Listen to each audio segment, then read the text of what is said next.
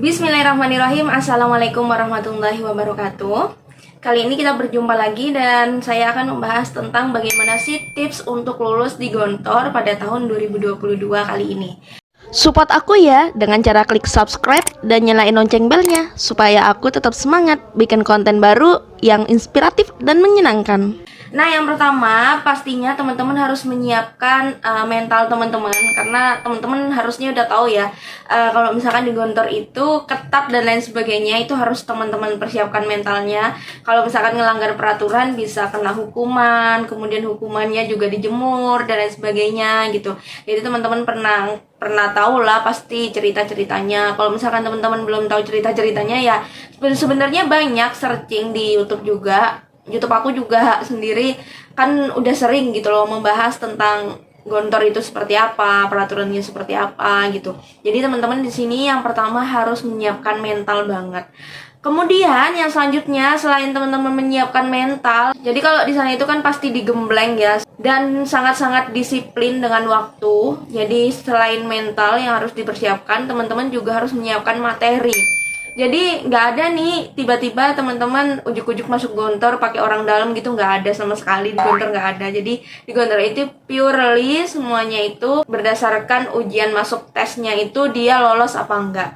Jadi teman-teman kan pasti tahu ya kalau misalkan mau masuk Gontor itu ada yang namanya tes lisan dan juga tes tulis. Untuk tes lisannya sendiri teman-teman juga harus tahu apa aja yang akan diujikan untuk tes lisan.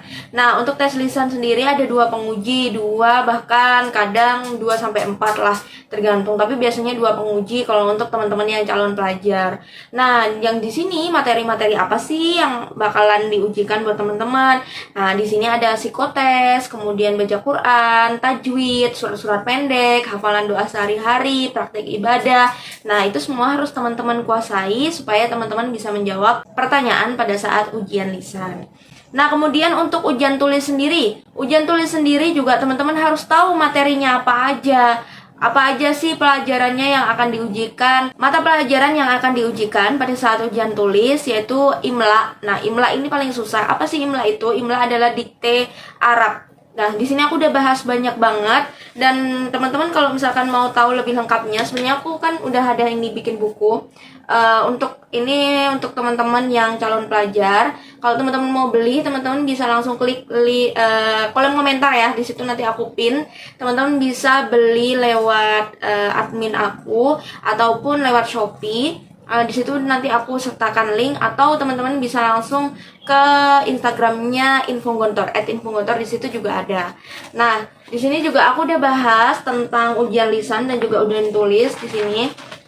Selain aku bahas di YouTube, aku juga bahas di buku ini, karena kalau misalkan YouTube nggak bisa dibawa masuk ke pondok ya. Kalau misalkan buku ini teman-teman bisa nanti sampai teman-teman masuk di Gontor nih, udah di dalam Gontor karantina mau ujian calon pelajar, itu teman-teman masih bisa bawa buku ini. Nah, untuk materi kembali lagi ya, untuk materi ke ujian tulis apa aja? Ada IMLA tadi udah aku sering bahas di YouTube aku. IMLA di tahun ini ada 5 part. Tahun kemarin juga ada, kemarinnya lagi juga ada. Teman-teman bisa lah langsung menuju ke channel aku ini. Kalau misalkan teman-teman mau ya belajar dan bersungguh-sungguh banget, bisa pasti bisa latihan terus. Intinya kalau IMLA itu harus sering-sering, kuncinya itu harus sering-sering latihan. Nah, kemudian setelah IMLA ada berhitung angka sama berhitung soal.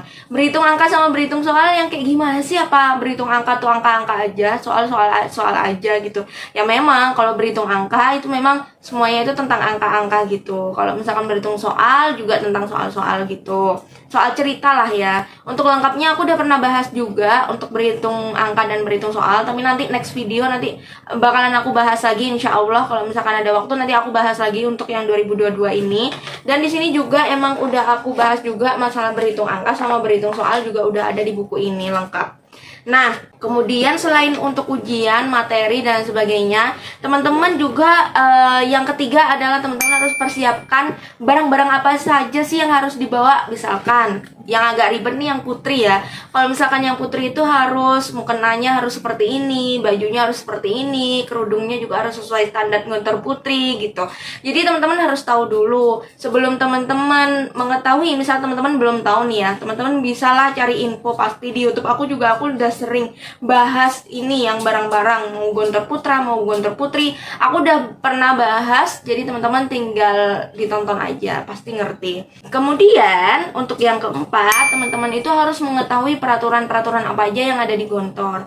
Nah, peraturan-peraturan ini juga berkaitan dengan barang-barang yang akan teman-teman bawa. Misalkan jam, setingkat jam aja nggak boleh besar. Kalau misalkan perempuan ya melebihi dari 3 cm seperti itu. Ini kayak yang aku pakai jam digital. Ini juga kalau misalkan di putri nggak boleh. Untuk yang putra juga mungkin sama aja. Seperti kayak trainingnya itu harus ada karetnya dan sebagainya itu. Jadi harus tahu dulu peraturannya seperti apa biar nggak shock juga.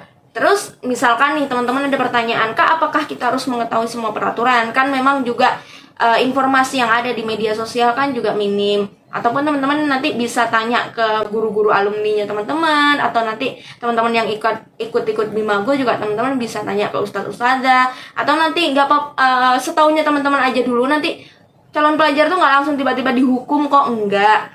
Tapi nanti berjalannya waktu pasti teman-teman dibimbing di gontor. Jadi teman-teman bakalan tahu peraturan apa aja sih yang nggak boleh. Oh, seperti ini tuh boleh, ini nggak boleh, seperti itu. Kemudian yang terakhir, untuk yang kelima, pastinya adalah teman-teman harus berdoa. Selain berusaha dengan menyiapkan materi, belajar, kemudian juga ya membaca buku ini, misalkan ya memahami materi yang ada, mengikuti latihan-latihan soal, kemudian cari-cari informasi, itu kan usaha ya. Nah, di sini juga teman-teman jangan melupakan tentang doa. Jadi teman-teman jangan lupa berdoa. Setiap sholat dikaitkan aja lah doanya. Apalagi kalau misalkan teman-teman, ini kan kejeda Ramadan ya, teman-teman bisa melambungkan doa teman-teman itu. Kalau misalkan teman-teman mau keterima di gontor berapa, misal gontor putri 1, gontor 1 pusat, atau kayak gimana gitu.